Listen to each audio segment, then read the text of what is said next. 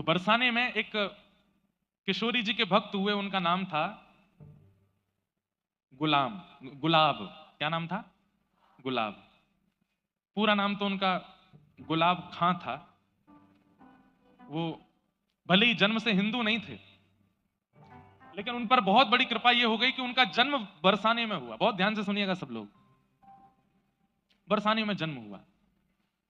आज भी पीली पोखर के पास में उनकी समाधि है, उनका चबूतरा है गुलाब खां का। बहुत ध्यान से सुनिए सब लोग, इधर देखो। तो उनके ऊपर कृपा ये हो गई कि वो ब्रज में जन्मे थे। भले ही जन्म उनका हिंदू परिवार में नहीं हुआ, लेकिन ब्रज में जन्मे, और ब्रज में भी बरसाने में जन्मे। ब्रज में जन्म होना बहुत बड़ी बात है, फिर ब्रज में भी गोवर्धन, नंदगाम, बरसाना, वृंदावन, गोकुल में जन्म होना बहुत बड़ी बात है। उसमें भी श्री बरसाना धाम में किशोरी जी के चरणों में जन्म लेना, ये और भी बड़ी बात है। तो गुलाब रोज जाते थे श्री जी के मंदिर में। संगीत के थोड़े निपुण थे, सारंगी बजानी उनको आती थी। तो हमारी श्री जी के महल में जब समाज होती थी तो समाज में सारंगी बजाते थे, और सारंगी बजा बजा करके इतना राधा नाम सुना था, इतना राधा नाम सुना था कि अब उनको आदत ऐसी लग गई कि वो बिना श्री जी के दर्शन किए, बिना राधा नाम सुने रह ही नहीं पाते थे। रोज जाते, और अटारी पर जब समाज होती तो समाज में सारंगी बजाते।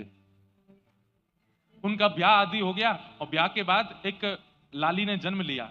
अब उसका मूल नाम तो इन्होंने कुछ भी रखा हो अपने समाज के अनुसार, लेकिन बरसाने में रहने के नाते वहां पे बरसाने में सब छोटी छोटी लालियों को राधा रानी बोलते हैं, श्यामाजू बोलते हैं, किशोरी जी बोलते हैं। तो छोटी सी लाली का नाम इन्होंने राधा रख दिया, अपनी बेटी का नाम राधा रख दिया। थोड़ी सी जब बालिका बड़ी हो गई तो समाज में ये सारंगी बजाने ऊपर जाते थे श्री जी के महल में, तो राधा रानी को संग ले जाते थे, अपनी लाली को संग लेके जाते। और वहां वो लाली क्या करती, जब समाज होती, करताल बजती, मृदंग बजती, राधा राधा नाम की ध्वनि होती, तो इनकी लाली वहां नृत्य करती थी। और ये अपनी लाली को देख के इतने सिहाते थे, इतने खुश होते थे, और रज रज करके सारंगी बजाते। इनकी लाली घूम घूम करके नृत्य करती श्री जी के महल में। समय चलता रहा, चलते चलते चलते एक समय आया, लाली थोड़ी बड़ी हो गई। अब बड़ी होकर के वो लाली जब नृत्य करती तो वहां के सब गोस्वामी समाज, सब लोग गुलाब जी को स्नेह देते थे। सबने कही, अरे भैया गुलाब, अब लाली तेरी या की उम्र है गई है, या को ब्याह कर दे। तो ये बात सुनकर के गुलाब जी बड़े बेचैन हो जाते कि मैं बेटी का ब्याह कर दूंगा तो फिर मैं किसके सहारे जीऊंगा। अच्छा, ये और लीला हुई थी कि जब इनकी बेटी ने जन्म लिया तो इनकी पत्नी पधार चुकी थी, केवल घर में पिता और पुत्री ही रहते थे। बहुत ध्यान से सुनो, किशोरी जी की कैसी कृपा। नित्य अपनी बेटी को देखते, वो नृत्य करती। सब लोगों ने कहा लाली का ब्याह कर दो, तो गुलाब जी और तो कोई बहाना नहीं देते, एक ही बहाना देते, मुझ पर व्यवस्था नहीं है, कैसे ब्याह करूं, ब्याह करने के लिए तो थोड़ी व्यवस्था होनी चाहिए। तो दो चार धनी मानी लोगों ने, बरसाने के कुछ वैष्णवों ने, ब्रजवासियों ने कही, हम सहायता कर देंगे, तुम ब्याह करो अपनी लाली का, इसका भी घर बस जाए। तो सबके ज्यादा कहने से गुलाब जी सबकी बात मान गए, और पास के एक गांव के बालक से अपनी बेटी का ब्याह कर दिया। मन तो भारी हो रहा था, लेकिन जैसे ही बेटी विदा होकर के गई तो ये इतने बेचैन हो गए, इतने बेचैन हो गए कि पुत्री के बगैर अब कैसे रहूं। पुत्री का नाम क्या था? राधा। तो भक्ति जब आनंद में की जाती है, सुख में की जाती है, उसका प्रभाव इतना नहीं होता, लेकिन भक्ति जब विरह में की जाती है तो उसका प्रभाव लाख गुना ज्यादा हो जाता है। विरह में मतलब रोते हुए, बिलखते हुए, बेचैन स्थिति में जब आप किसी को पुकारते हैं तो वो पुकार इतनी पवित्र और इतनी शुद्ध होती है। इसलिए आप हनुमान चालीसा का नित्य पाठ करते हो, आपने अनुभव किया होगा। जो लोग रोज हनुमान चालीसा करते हैं, कैसे करते हैं? जय हनुमान ज्ञान गुण सागर जगत तुम लोग जगत नाम दो बलनाम अंजन पुत्र नाम महावीर कुंद राजमत के कौन जो राष्ट्र विसा कान कुण कैसा। कई लोग तो इसी बीच में हाथ बजो ध्वजा विराज कांध मुंजन उजाय संघर्ष मन की नंद बता महाजग बंधन विद्यावान गुणी अति चातुर नाम काज करे को। तो प्रभु चरित्र सुनने को, रसिया राम लगो, इशारे में सब बता भी देते हैं रोज करने वाले। लेकिन जैसे ही उनके जीवन में संकट आता है, उस दिन हनुमान चालीसा कैसी होगी? जय हनुमान ज्ञान गुण सागर जय कपीस तिहु। ए भाई 10 मिनट मुझको कोई नहीं छेड़ना, मैं हनुमान जी की आराधना कर रहा हूं। क्यों? क्योंकि पीड़ा में, संकट में, व्यक्ति जब संकट में होता है, पीड़ा में होता है, विपत्ति में होता है, तो उसकी स्मृति, उसका भजन अति पवित्र हो जाता है। बालक अपने माता पिता से भली सीधे मुंह बात नहीं करेगा, लेकिन जब बालक के जीवन में संकट आ जाता है तो रात में जाएगा मां के पास, मां आप बताओ ना मैं क्या करूं माँ, मुझे अपने पास ही सुला लो। बोले अच्छा, अब तो तू इतने साल से तो सोया नहीं मेरे पास, अब मेरे पास मेरी बड़ी याद आ रही तेरे को। संकट में, विपत्ति में, पीड़ा में प्रेम पवित्र हो जाता है, आराधना पवित्र हो जाती है। तो आज तक तो राधा राधा बोलते थे क्योंकि बेटी का नाम राधा है, लेकिन वही बेटी अब जब ससुराल चली गई तो गुलाब खां की स्थिति ऐसी हो गई, अब विरह में पुकारने लगे, राधा राधा मेरी राधा। ऐसे पुकारने लगे कि निकुंज में बैठी हुई निकुंजेश्वरी श्री राधा रानी व्याकुल हो गई, उठ करके सिंहासन से जाने लगी। ललता विशाखा ने कहा, कहां जा रही हैं स्वामिनी जी? राधा रानी बोली, मेरा भक्त मुझे बुला रहा है। बोले आपको नहीं बुला रहा है, अपनी बेटी को बुला रहा है। किशोरी जी बोली, इसकी बेटी का नाम राधा कितने साल पहले रखा गया? बोले 18 साल पहले। और मेरा नाम राधा कितने साल पहले? बोले 5000 साल पहले। तो बोले किसका नाम है राधा? बोले मेरा नाम है। बोले भले ही कुभाव से पुकार रहा है, मैं तो जाऊंगी।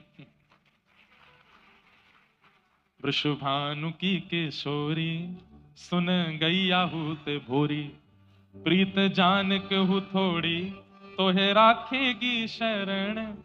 मन भूल मत जइयो श्यामा प्यारी के चरण, मन भूल मत जइयो राधा रानी के चरण।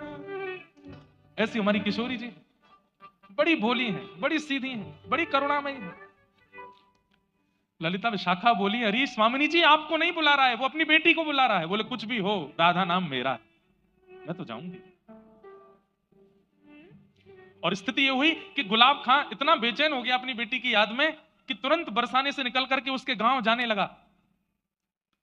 तभी किशोरी जी उसकी बेटी का रूप धारण करके बीच मार्ग में आ गई और आकर के कहा, पिताजी। अरे बेटी तुरंत दौड़ करके अपने हृदय से लगाया। आज जैसे ही अपनी पुत्री को हृदय से लगाया तो ऐसी अनुभूति उसको जीवन में कभी नहीं हुई जैसी आज हो रही है, क्योंकि किशोरी जी हैं, लाली नहीं है उसकी। पिताजी इतनी धूप हो रही है, इतनी गर्मी हो रही है, आपको प्यास लगी होगी, तुरंत अपना पानी जल लेकर के आई किशोरी जी, पिला दिया। पिताजी एक बात आपको समझाऊं। अब देखो किशोरी जी ये नहीं चाहती कि ये बरसाना छोड़ करके जाएं कहीं भी, तो क्या बोली, पिताजी आप रोज रोज मेरी ससुराल आओगे तो ससुराल वाले मुझे बहुत कष्ट देंगे। बोले कैसा पिता है तेरा, रोज आ जाता है, रोज यहीं आ जाता है, इसलिए पिताजी आप मत आया करो। मैं आपको वचन दे देती हूं, जब आप ऊंचे स्वर में करुण होकर के मुझे पुकारोगे, राधा राधा राधा मेरी लाली राधा, मैं तुरंत आ जाया करूंगी, मैं आ जाया करूंगी। अब गुलाब खां के लिए किशोरी जी नहीं बोल रही है, गुलाब खां को तो अपनी बेटी दिख रही है। बोले मेरी बेटी कह रही है, अच्छा लाली तू आ जाएगी? बोले हाँ। और वही होता, गुलाब खां जब जब पुकारते किशोरी जी पुत्री का रूप धारण करके आ जाती और आकर के बैठ जाती उनके पास। सोचिए, ना यज्ञ है, ना अनुष्ठान है, ना किसी भी प्रकार का कोई तप है गुलाब के जीवन में, केवल और केवल विरह भाव से करुण भाव की पुकार है।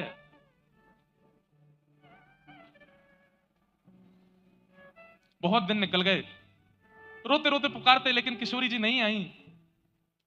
तो जब पुत्री नहीं आई तो मन में सोचने लगे, मुझसे तो मना कर दिया कि मेरे ससुराल आना नहीं, और आप पुकारोगे तो मैं आ जाऊंगी, अब इतने दिन से बुला रहा हूं आ नहीं रही है। तो श्री राधा रानी की चौखट पर पहुंच गए, अर्धरात्रि में जाकर के सिंह द्वार पर बैठ गए और वहीं बैठ करके रोने लगे। आज इतने दिनों बाद गुलाब खां जी ने फिर से सारंगी बजाई और श्री राधा उनकी पुत्री के रूप में किशोरी जी नृत्य कर रही हैं। और नृत्य करते करते गुलाब खां जी को इतनी बेचैनी हुई कि मैं अपनी लाली को अपने हृदय से लगा लूं, तो तुरंत सारंगी रोक करके हृदय से लगाने के लिए दौड़े। उसी समय मंगला का समय हो गया, किशोरी जी के महल वृषभानु नंदिनी श्री बरसाने में मंगला का समय था। तो किशोरी जी नृत्य करते करते मंदिर की ओर दौड़ी, पीछे पीछे गुलाब खां भी जा रहे हैं। गोस्वामी ऊपर सेवा के लिए महल में जा रहे थे, उनको किशोरी जी नहीं दिखी, लेकिन पीछे पीछे राधा राधा कहते हुए गुलाब खां जा रहे हैं, वो दिखाई दिए। वो चिल्लाए भी, अरे गुलाब, अरे कहां दौड़ो जा रहा है, अरे कहां को जा रहा है? नहीं सुने, पीछे पीछे दौड़ते चले गए। पुजारी जी ने सोचा गोस्वामी जी ने कहीं जा रहा होगा। राधा वैसे भी अब जब से इसकी बेटी का ब्याह हुआ ये बेचैन ही रहता है, अपनी बेटी की याद में ही रहता है। ऊपर जाकर के गोस्वामी जी ने मंगला की, आपस में फिर चर्चा होने लगी, अरे आज सुबह सुबह गुलाब खां राधा राधा करता घूम रहा था, दौड़ता दौड़ता कहीं जा रहा था, पता नहीं कहां गया। एक दिन, 2 दिन, 4 दिन, 5 दिन, 10 दिन हो गए। सबने पूछा कि भाई आजकल गुलाब खां दिखाई नहीं देता, कहां गया? ढूंढा भी लेकिन मिले नहीं। महीना 2 महीना बीत गए, बोले भैया आजकल गुलाब खां कहाँ हैं? बोले पता नहीं। तो फिर ऐसी वार्ता हुई कि हो सकता है वो अपनी पुत्री को इतना याद करता था, उसके विरह में हो सकता है प्राण निकल गए हो, पता नहीं कहाँ है, उसका शव भी नहीं मिला। उसकी पुत्री के यहां जाकर के पूछवाया, बोले तुमको अपने पिता का कुछ अता पता है? बोले कि नहीं, यहां तो कब से नहीं आए, वो महीनों से नहीं आए। थोड़ी दिन चिंता हुई, फिर सब लोग भूल भाल गए। 6 महीना निकल गए, गुलाब खां जी का कोई अता पता नहीं है। 6 महीने बाद गुसाई जी रात्रि में किशोरी जी को शयन करा करके अपने घर जा रहे थे। तभी रात्रि का समय, घनघोर अंधेरा, जंगल में से आवाज आई गुसाई जी को, अरे गुसाई जी, राधे राधे। गुसाई जी ने पीछे मुड़कर देखा तो कोई नहीं। बोले कौन है भैया, कौन राधे राधे कर रहा हो? बोले अरे मैं हूं तुम्हारो तुम्हारो गुलाब। बोले गुलाब, कहाँ है भैया तू? बोले मैं यहां हूं, इधर देखो। तो देखा तो एक निकुंज में एक झाड़ी के अंदर बैठे थे। बोले गुलाब, तेरी तो भैया पूरे बरसाने में ऐसी चर्चा भई कि तू तो पधार गए हो, तू तो मर गए हो, तू यहां कैसे?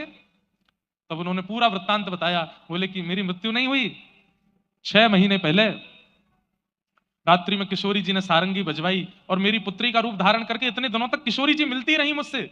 मैं उनको अपने हृदय से लगाने के लिए पीछे दौड़ा, वो निकुंज में प्रवेश कर गई और मुझे भी निकुंज में बुला लिया। मैं मरा नहीं हूं, मैं कोई भूत प्रेत नहीं बना हूं, मेरे प्राण नहीं निकले हैं। किशोरी जी ने अब मुझको निकुंज में सारंगी की सेवा दे दी है, मैं निकुंज में पहुंच गया हूं और मेरा एक नाम रख दियो है। बोले कहा? बोले मेरो नाम रख दियो गुलाब सखी, गुलाब सखी है गई हूं। सुबह, और इतना कहकर के वो अंतर ध्यान हो गए। सुबह पुजारी जी ने ये बात सब गोस्वामियों को बताई, बरसाने के लोगों को बताई। और आज भी बरसाने में वहीं पीली पोखर के पास गुलाब सखी जी का चबूतरा है। समाधि नहीं है उनकी, क्योंकि उनका देह तो मिला नहीं, केवल वहां वो गुसाई जी को दिखे थे, इसलिए यह माना जाता है कि वो यहीं कुंज निकुंजों में प्रविष्ट हो गए। सूरदास जी का प्रसंग आता है। जन्म हुआ दिल्ली के पास के एक ब्राह्मण कुल में, लेकिन परिवार इतना दीन था कि उनके पास ज्यादा भोजन की और आदि की कोई व्यवस्था नहीं थी। पिताजी ब्राह्मणोचित कर्म करते थे, ब्राह्मणत्व में जो कर्म विहित हैं उनको करते थे। एक बार आपने कहीं कुछ अनुष्ठान आदि किया तो आपको 2 रुपया मिला। इनके पिताजी को, सूरदास जी के पिताजी को, सूरदास जी का नाम तो सुना है ना सबने, 2 रुपया मिला सूरदास जी के पिताजी को। उस समय में 2 रुपया इतना होता था कि उनके पिताजी नाचते हुए गांव में आए और सबको बताया भैया 2 रुपया मिला है, अब तो 6-7 महीना कहीं जाने की जरूरत ही नहीं है, इससे ही घर चल जाएगा। इतने खुश, इतने प्रसन्न हो गए कि अर्धरात्रि का समय अपनी पत्नी के साथ बोले मैं सो ही नहीं पा रहा हूं, मुझे इतनी खुशी हो रही है, हमको 2 रुपया मिला है। देवी, इसको बढ़िया से कपड़े में मलमल के कपड़े में बांध करके एक जगह पर रख दो, सुबह उठ करके फिर इससे सामग्री लेके आएंगे, ऐसा करेंगे वैसा करेंगे। इतने एक्साइटेड हो गए कि रात भर सो ही नहीं पाए सूरदास जी के पिताजी। पता नहीं रात में कहां से चूहे आए और चूहे वो मखमल मलमल का जो वस्त्र जिसमें 2 रुपए बंधे थे उसको लेकर के गए, उसको तो कुतर दिया, 2 रुपया कहीं चले गए, खो गए। सुबह उठे, उठ करके स्नान किया, स्नान करके कपड़े पहने, देवी जल्दी से वो मलमल का कपड़ा दो, खोल करके 2 रुपया निकालो उसमें से। और ढूंढा तो पूरे घर में वो 2 रुपया नहीं मिले। 2 रुपए ना मिलने पर इतना रोए, इतना रोए, इतना रोए कि बेचैन हो गए। हाय नाथ, जैसे तैसे तो इतने सालों में कमाई हुई और वो भी कहां चली गई पता नहीं।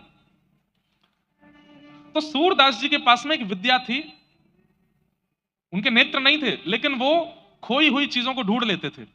उनके पास एक ठाकुर जी के द्वारा प्रदत्त विद्या थी ऐसी, वो बता देते थे उसका कोई सामग्री कहां है, तुम्हारा ब्याह कब होगा, भविष्य बता देते थे, बीता हुआ कल बता देते थे। ये ठाकुर जी के द्वारा कृपा थी उनके ऊपर। सूरदास जी अपने पिताजी को रोते हुए देख बोले, पिताजी आप क्यों रो रहे हो? तो सूरदास जी के पिताजी बोले, बेटा 2 रुपया इतने सालों में पहली बार कमाई की और वो भी खो गए। सूरदास जी बोले, पिताजी इतना व्याकुल, इतनी बुरी तरह रुदन यदि ठाकुर जी के लिए किया होता ना तो ठाकुर जी प्रकट हो जाते आपके आगे। ये 2 रुपया के लिए रो रहे हो? अरे जो खर्च हो जाना उसके लिए क्यों रो रहे हो आप? अरे बेटा तू क्या जाने, तू तो घर में पड़ा रहता है, दिखाई तुझे देता नहीं है, मां भोजन बना देती है, खा लेता है, तू क्या जाने कि पैसे का कितना मूल्य होता है। मुझे तो 2 रुपए चाहिए, और मैंने सुना है तेरे मित्र बताते हैं कि तू भविष्य बता देता है, तू खोई हुई चीजें बता देता है, चल मेरे 2 रुपए बता कहां गए होंगे। सूरदास जी बोले, पिताजी मैं अपने ठाकुर जी के द्वारा दी गई विद्या का इस प्रकार प्रयोग नहीं करना चाहता। पिता हट करवाने लगे, बोले बता 2 रुपया कहां है, तेरे पिता की आज्ञा है। तो सूरदास जी बोले पिताजी मैं बता दूंगा कि 2 रुपया कहां है, लेकिन उसके बाद मेरी एक शर्त है। बोले क्या? बता दूंगा कि 2 रुपया कहां है, लेकिन मैं घर छोड़ के चला जाऊंगा फिर। तो पिताजी ने ऐसे देखा, बोले वैसे भी तेरा फायदा क्या है, दिखाई तो देता नहीं तुझको, करता धरता तो तू कुछ है नहीं, जीवन भर तुझे हम ही चलाएंगे, हम ही तुझे कराएंगे, और ये बस बोल रहा है कि चला जाऊंगा, जाएगा कैसे, दिखाई तो देता नहीं, कहां जाएगा, किसके पास जाएगा? हाँ। सूरदास जी के अंदर बचपन से ही, कई बच्चों में भी आप लोग देखेंगे कि उनके घर में सिखानी नहीं पड़ी है, पर पता नहीं कहां से उन बालकों में भक्ति आ जाती है। ये उनके पूर्व जन्म के संस्कार हैं। सूरदास जी पूर्व जन्म के श्री उद्धव जी महाराज हैं, इसलिए उनके उनके अंदर भक्ति बाल्यकाल से ही है। कहां जाएगा? 2 रुपया बता के कहीं चला भी जाएगा तो तू जाएगा कहां?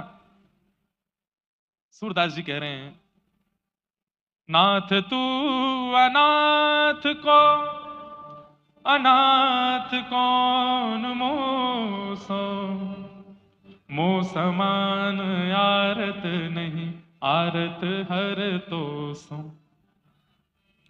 अरे पिताजी, ठाकुर जी के हर नाम के आगे नाथ लगता है। बद्रीनाथ, द्वारिकानाथ, जगन्नाथ, श्रीनाथ। नाथ का मतलब क्या है? जो अनाथों का स्वामी है।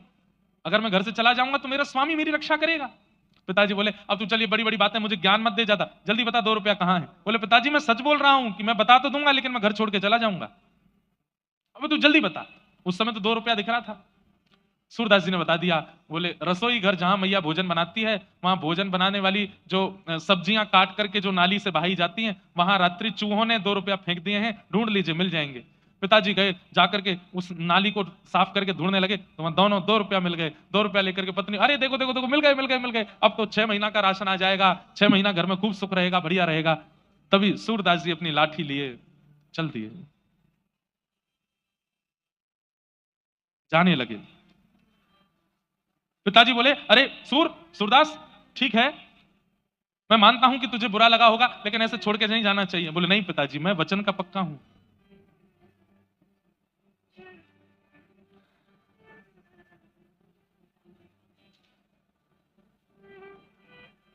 एक बहुत सुंदर पद है,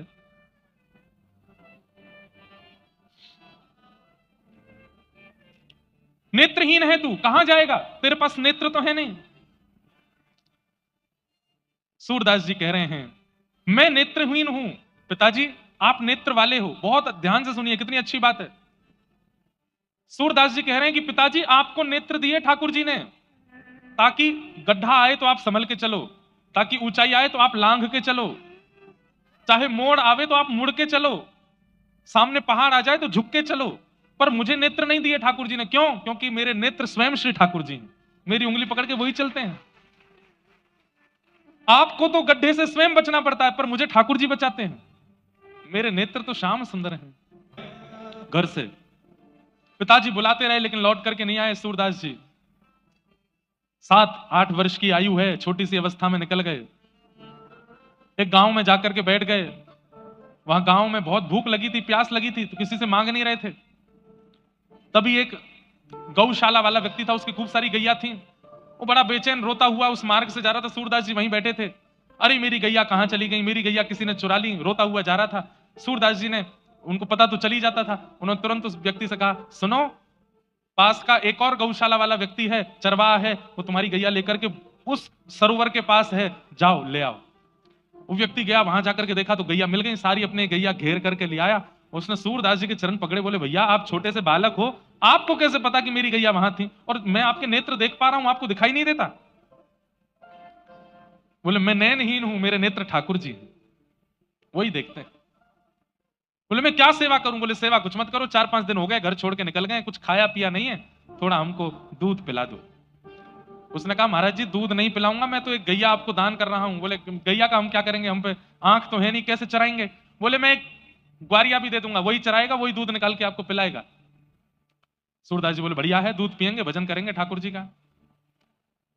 लेकिन उस व्यक्ति ने पूरे गांव में हल्ला मचा दिया कि ये बालक भविष्य देखना जानता है, खोई हुई चीजें ढूंढ के बता देता है। अब तो महाराज वहां इतनी भीड़ लगने लगी। कोई बोला मेरा बेटा खो गया, उसको बता दो कहां है। सूरदास जी बता देते वहां है। कोई बोलता मेरी बेटा का ब्याह कब होगा बता दो, तो बता देते। मेरी बेटी का किस दिशा में ब्याह होगा, सूरदास जी बता देते, दक्षिण दिशा में उस फलाने नाम के नगर में एक सेठ है, उनके बेटे से ब्याह होगा। इतना अकाट्य सत्य तक बता देते कि तुम्हारे बेटे का ब्याह होगा, उसकी पत्नी मर जाएगी। बोले कि हम कहीं और ब्याह, बोले जहां ब्याह करोगे वो मरेगी ही मरेगी। बोले नहीं ब्याह करें, तो बोले तुम नहीं करोगे तो तुम्हारा बेटा जबरदस्ती ब्याह करेगा। ब्याह तो इसका होगा, और इसके योग ऐसे हैं कि इसको पत्नी की मृत्यु देखनी ही पड़ेगी, ऐसा ऐसा भविष्य कथन करते थे लोग बाग। इतना दान्य पुण्य, चमत्कार को नमस्कार है, इतना दान पुण्य करने लगे, इतना उनको धन धान्य।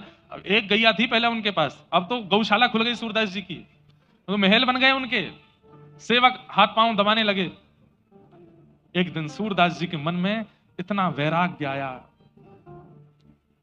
बोले घर बनाने के लिए घर नहीं छोड़ा था मैंने, ये तो अपने घर से भी बड़ा घर बना लिया मैंने, इसलिए थोड़ी छोड़ा था घर अपना। और बंधुओं, व्यक्ति किसी के पीछे स्वार्थ से ही लगता है, ये बात तो निश्चित है। तो सूरदास जी के अब हजारों शिष्य हो गए, शिष्य मतलब उनको चाहने वाले। तो एक दिन सूरदास जी ने मंच पर बैठ करके कहा कि मैं आज एक घोषणा करने वाला हूं, तुम सब लोग मुझसे कितना प्रेम करते हो। सब बोले इतना प्रेम करते हैं कि आप पे अपनी जान भी लुटा देंगे। ध्यान से सुनना बात। हजारों लोग बोले हम आप पे अपनी जान भी लुटा देंगे। तो सूरदास जी बोले आज हम एक घोषणा कर रहे हैं। बोले क्या? आज के बाद हम किसी का भूत भविष्य वर्तमान नहीं बताएंगे। आधे लोग तो उसी समय अपना आसन उठा लिए, बोले अब बाबा जी हमारे काम के नहीं है, ये भविष्य ही नहीं बताएंगे, भूत ही नहीं बताएंगे, वर्तमान ही नहीं बताएंगे, तो फिर इनके संग रह के करना क्या है? ये राधे कृष्ण करते हैं, हमको थोड़ी राधे कृष्ण करना है, हमको तो इनके चमत्कार से मतलब था। बंधुओं, हमारे हिंदू वैदिक सनातन परंपरा के कई आचार्यों ने अपने गुणों का त्याग किया, तो लोगों ने उनका त्याग कर दिया। सूरदास जी ने जैसे घोषणा करी कि मैं आज के बाद भविष्य नहीं बताऊंगा, भूत वर्तमान नहीं बताऊंगा, आधे लोग तो चुपचाप वहां से खिसक लिए। उनसे पूछा गया कहां जा रहे हो तुम? तो प्राण न्योछावर, पत्नी की तबीयत बहुत खराब है, बस उसको देख के आ जाऊंगा। कभी नहीं आया लौट के, बेटे को वहां भेजना है, बस उसको पहुंचा के आ रहा हूं। ऐसे बहाने बना बना के सब चले गए, अकेले सूरदास जी रह गए। अब जिन्होंने महल वहल बनवा के खड़े कर दिए थे वो भी बोलने लगे बाबा बहुत पैसा लगा है, अब इसको हमको ही दे दो, हमारा घर परिवार बहुत बढ़ गया। बोले रह लो। सब दे दा करके जब सब त्याग दिया, तो गीता जी कहती हैं आपके चित्त को शांति वस्तु खरीदने से नहीं मिलेगी, आपके चित्त को शांति तो त्याग से ही मिलेगी। त्यागात शांति अनंतरम। जितने लोगों को जोड़ते चलोगे, जितने संबंध बनाते चलोगे, जितनी व्यवस्थाएं जीवन में लाते चलोगे, उतने ही ज्यादा अशांत हो जाओगे आप। और जितने अकेले होते चले जाओगे, जितना त्याग करते चले जाओगे, आपसे ज्यादा प्रसन्न कोई नहीं है फिर। इसका मतलब हम ये नहीं कह रहे कि आप लोग कल ही अपना घर बार छोड़ दो, पर जितना परिवार है ठीक है उतना ही रहने दो। ये बिल्डिंग वाला भी मुझसे खुश हो जाए, वो व्यापारी भी मेरा हो जाए, इससे भी मेरा संबंध हो जाए, ये भी मेरा मित्र बन जाए, इससे भी मेरे कांटेक्ट हो जाएं, मेरे फोन लिस्ट में कम से कम 500 आईएएस ऑफिसरों के नंबर हो जाएं, इतने पुलिस अधिकारियों के हो जाएं, इस नेता से मेरा। ये बहुत ज्यादा संपर्क बनाने में और संबंध बनाने में जो लोग रहते हैं, एक दिन बहुत निराश होते हैं, बहुत हताश होते हैं। संपर्क मतलब मैंने तो अभी संपर्क संबंधों की बात की, पर किसी भी रूप में, चाहे धन के रूप में, गाड़ी के रूप में, धान्य के रूप में, संबंध के रूप में, ऐश्वर्य के रूप में, जितना विस्तार करोगे उतने शांत होते चले जाओगे, और जितने एकांत उतने प्रसन्न। सूरदास जी ने जब सबने सूरदास जी का त्याग कर दिया, सूरदास जी बोले अब मन को शांति लग रही है, अब मन को अच्छा लग रहा है। और तब निकल पड़े, आगरा के पास एक गांव में जाकर के निवास करने लगे। अब किसी का भविष्य भूत वर्तमान नहीं बताते, उनको पता चल भी जाता है फिर भी नहीं बताते, केवल भजन करते हैं ठाकुर जी का। 30 वर्ष के आसपास की आयु हो गई, तब जाकर के मन में फिर से एक विकार लगा कि कुछ कमी है, कुछ जैसे मानो रह गया हो। तब पूछने लगे अपने आप से कि क्या रह रहा है, क्या छूट रहा है। तब मन से आवाज आई कि अभी तक तुम्हारे गुरु नहीं मिले, तुम्हारे जीवन में सदगुरु नहीं आए। तब इच्छा हुई कि मैं किसको गुरु बनाऊं। बंधुओं, हम एक बात कहते हैं, और हम ही नहीं, ये सब शास्त्र आज्ञा भी कहती हैं कि आप गुरु नहीं खोजते, गुरु आपको खोजता है, गुरु आपको चुनता है। आजकल के बच्चे गुरु चुनते हैं कौन से वाले बेटर हैं, हेयर स्टाइल जिनकी ज्यादा अच्छी हो, ड्रेसिंग सेंस जिनका बढ़िया हो, प्रभाव जिनका अच्छा हो, कला जिनका अच्छा हो, देखने में जो सुंदर हो, उनको गुरु बनाए? नहीं, ऐसे गुरु नहीं। गुरु कौन? जिसकी वाणी प्रकट होते ही नेत्र बंद हो गए और चित्त में प्रिया प्रियतम का विलास प्रारंभ हो गया। जिसके उपस्थित होते ही मन में जितने विषाद थे, विकार थे, उसके दर्शन मात्र से नष्ट होने लगे। जिसके उपस्थित होते ही ये मेटेरियलिस्टिक वर्ल्ड अच्छा नहीं लग रहा है, अब बस इच्छा हो रही है चल मन वृंदावन धाम, चल मन वरसानो धाम, चल मन भक्ति के मार्ग पर।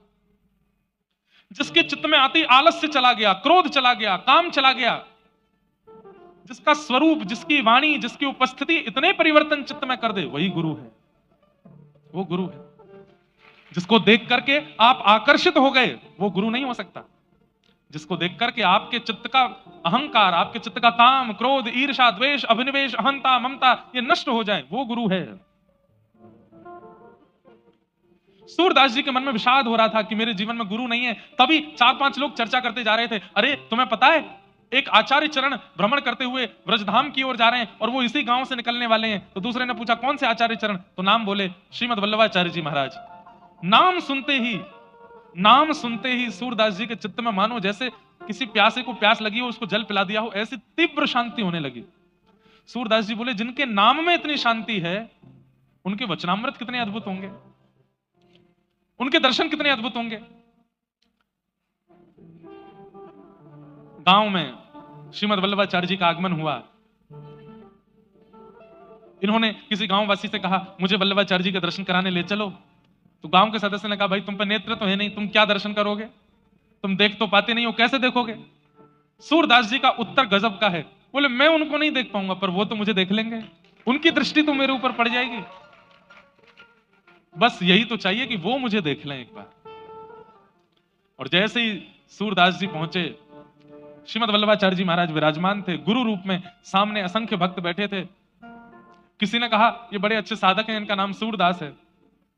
और आंसू कवि किसको कहते हैं?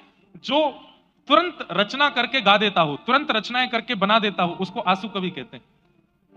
और ये आंसू कवि हैं। वल्लभाचार्य जी बोले अच्छा इधर आओ। सूरदास जी लठिया लेके गए, बैठ गए, कुछ सुनाओ। सूरदास जी तुरंत गाने लगे, कौन कुटिल खल कामी मौसम, कौन कुटिल खल कामी, जो तन दियो ताहि बिसरायो, ऐसो नमक हरामी। अपनी बुराई करने लगे, मैं तो कुटिल हूं, मैं तो कामी हूं, ऐसा पद गाने लगे। वल्लभाचार्य जी बोले कुछ और सुनाओ। तो सूरदास जी ने दूसरा पद गाया, हरि मैं पतितन को सरदार, मैं पापियों का सरदार हूं, सरताज हूं। हरि मैं पतितन को सरदार, मैं पतितों का सरदार हूं। को कर सके बराबर मेरी, नहीं को के लायक, जो प्रभु अजामिल को दीन्हो, सो पाटो लिखत पाऊं। हरि जी में पतितन को सरताज। तो वल्लभाचार्य जी महाराज सामने बैठे बैठे बोले, हमारी ब्रज भाषा का शब्द है, बोले गिघियाए क्यों रहे हो, मतलब सिंपैथी पाने के लिए अपनी इतनी निंदा क्यों कर रहे हो, मैं ऐसा हूं, मैं वैसा हूं, इतने दीन दुल्लर तिल्लर होकर के इतनी बुराइयां अपनी कर रहे हो। अरे कुछ अच्छा सुनाओ, कुछ ठाकुर जी की लीला सुनाओ। सूरदास जी बोले मैंने आज तक यही सब गाया है, सुनेरी मैंने निर्बल के बलराम, ये पद तो सबने सुना होगा सूरदास जी का।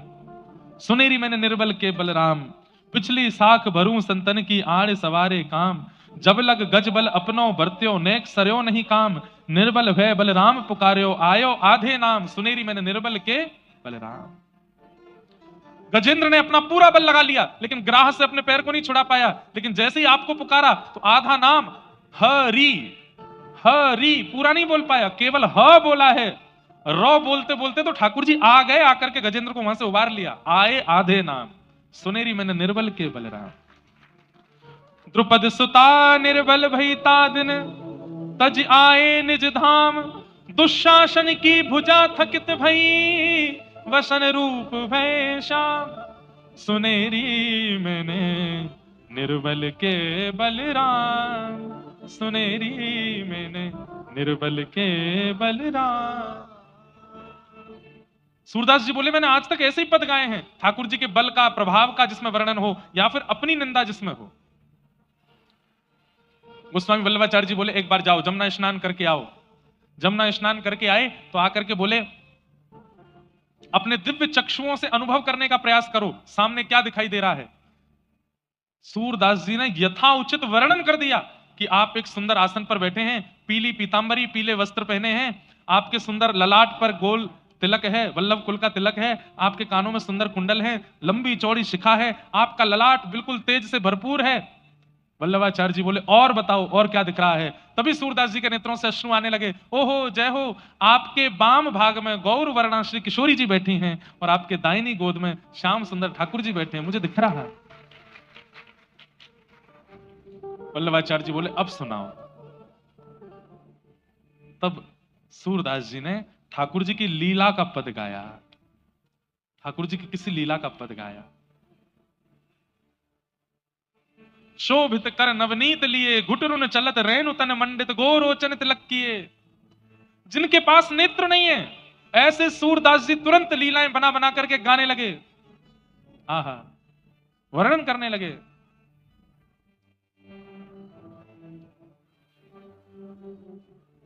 दर्पण हाथ लिए नंद नंदन। सूरदास जी कह रहे हैं मुझे क्या दिख रहा है, सुनिए गुरुदेव कि ठाकुर जी अपने हाथ में दर्पण लेकर के बैठे हैं और स्वयं नहीं देख रहे हैं, किशोरी जी को दिखा रहे हैं और किशोरी जी से पूछ रहे हैं हे श्यामाचू दर्पण में देख के बताओ आप ज्यादा सुंदर हो कि मैं ज्यादा सुंदर हूं। हे राधे रानी तुम्हें लागत हूं मैं कैसो, हे श्यामा प्यारी तुम्हें लागत मैं कैसो। सूरदास जी वर्णन करने लगे ठाकुर जी की लीलाओं का। वल्लभाचार्य जी बोले बस अब हो गया कल्याण। एक गुरु की कृपा की कोर होते ही बिना नेत्रों के भी वो दिखने लगा सूरदास जी को जो किसी को नहीं दिखता था। वल्लभाचार्य जी महाराज ने श्रीमद् भागवत जी की पोथी ली और श्रीमद् भागवत जी के ज्यों-ज्यों प्रसंग सुनाए, ज्यों-ज्यों वर्णन किए, सूरदास जी को सुनते 4 शब्द हैं पर दिखाई 18 शब्द देने लगते हैं। ठाकुर जी की एक लीला गुरुदेव सुनाते हैं पर उस एक लीला के 18 प्रकार सूरदास जी को दिखने लगता है। अब गोस्वामी वल्लभाचार्य जी तो केवल इतना बताते हैं कि ठाकुर जी माखन चोरी कर रहे हैं, लेकिन सूरदास जी को माखन चोरी भी दिखती है, दही चोरी भी दिखती है, दूध चोरी भी दिखती है, किस किस गोपी के यहाँ कैसे कैसे चोरी करते हैं वो सब दिखाई देता है सूरदास जी को। सूरदास जी बैठे बैठे रोते रहते हैं, बोले गुरुदेव आप तो जरा सा बताते हैं, मुझे तो बहुत कुछ अनुभव होने लगता है। गुरुदेव कह रहे हैं कि ठाकुर जी घुटमुन चल रहे हैं। सूरदास जी कहते हैं अरे नाथ आपने तो घुटमुन चलवाया, उसके बाद मुझको दिख रहा है क्या, हे हरि अपने आंगन कछु गावे। ठाकुर जी खड़े हो गए और अपनी एक भुजा उठा करके कुछ गा रहे हैं, घूम घूम करके गा रहे हैं, मुझे दिखाई दे रहा है। ये गुरु कृपा है। लोगों ने कितनी परीक्षाएं ली सूरदास जी की। मंदिर में रोज श्रृंगार होता था, सूरदास जी दर्शन करने जाते लाठी लेकर के, ठाकुर जी इधर हैं और सूरदास जी इधर देख करके खड़े होते, कोई आकर के घुमा देता, बोले सूरदास जी यहाँ हैं ठाकुर जी, तो वहां खड़े होकर के भी ऐसे मुंह घुमा लेते, अच्छा यहाँ हैं, बोले यहाँ नहीं इधर हैं, ये रहे सामने, अच्छा अच्छा अच्छा। सब कहते बेचारों को दिखता नहीं है, पर जैसे ही कपाट खुलते सब तो जय जयकार करते, दर्शन करते, सूरदास जी उस पोशाक का वर्णन कर देते जो ठाकुर जी पहन के आए हैं। आज तो ठाकुर जी ने पीतांबरी पहनी है, आज तो थोड़ी पर सुंदर लाल हीरा चमक रहा है, आज तो ठाकुर जी ने ऐसी पाग धारण करी है। सब लोग बोले भाई सूरदास कैसे तुमको अनुभव हो जाता है इतना, तुम्हें कैसे पता चल जाता है कि ठाकुर जी क्या धारण करते हैं, क्या पहनते हैं। बोले सब मेरे गुरुदेव की कृपा।